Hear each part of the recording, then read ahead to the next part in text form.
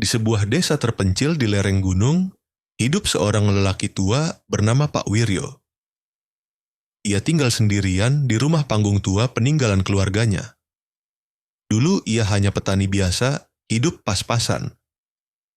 Namun dalam 2 tahun terakhir, ia mendadak kaya.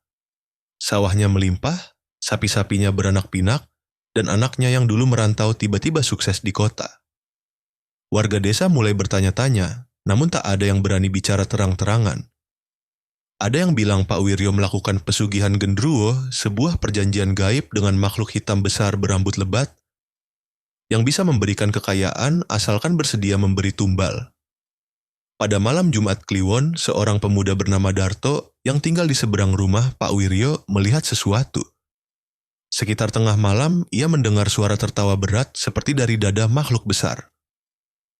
Darto mengintip dari celah jendela dan melihat Pak Wiryo berjalan ke hutan alas geni membawa sesajen.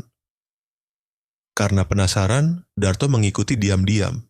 Di tengah hutan yang gelap dan berkabut, Pak Wiryo berhenti di bawah pohon beringin besar.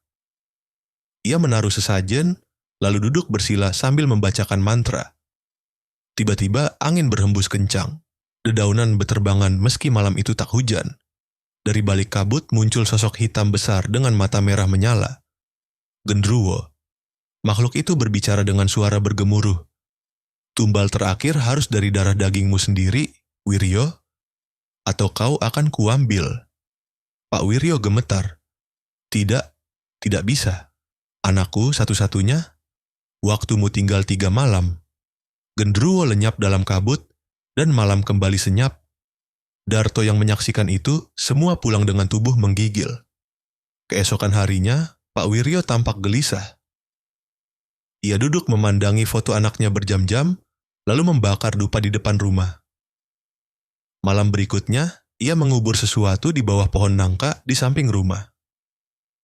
Darto yang makin curiga memutuskan menggali tempat itu saat tengah malam. Yang ia temukan membuat darahnya membeku. Seekor ayam hitam tanpa kepala, boneka kecil berlumur darah, dan sehelai rambut manusia. Darto melaporkan semuanya ke kepala desa. Bersama warga, mereka mendatangi rumah Pak Wiryo malam itu. Namun saat mereka sampai, rumah itu kosong. Bau anyir menusuk hidung. Di lantai rumah, mereka menemukan jejak kaki besar bersisik, dan dinding penuh dengan goresan tangan raksasa. Pak Wiryo tak pernah ditemukan. Konon, malam itu ia diambil oleh Gendruwo karena tak sanggup memberikan tumbal terakhirnya. Rumahnya dibiarkan kosong, namun setiap malam Jumat Kliwon, warga mendengar suara tangis dan tawa bergema dari dalam hutan alas geni. Dan di tengah malam, kadang terlihat bayangan besar bermata merah, mengintai dari balik pepohonan.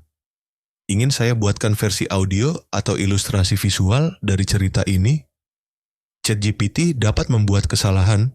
Periksa info penting. Lihat Prev